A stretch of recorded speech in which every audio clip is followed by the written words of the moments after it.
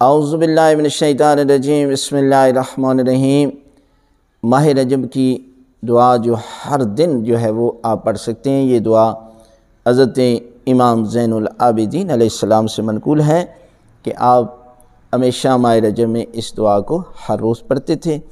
یا من یملک حوائج السائلین ویعلم ضمیر الصامتین لکل مسألۃ منک سمع حاضر و جواب عتید اللہم مواعیدک الصادقہ و آیادیک الفاضلہ و رحمتک الواسعہ فاسألک ان تصلی علی محمد و آل محمد و ان تقضی حوائجی للدنیا والآخرہ انک علی کل شیء قدیر۔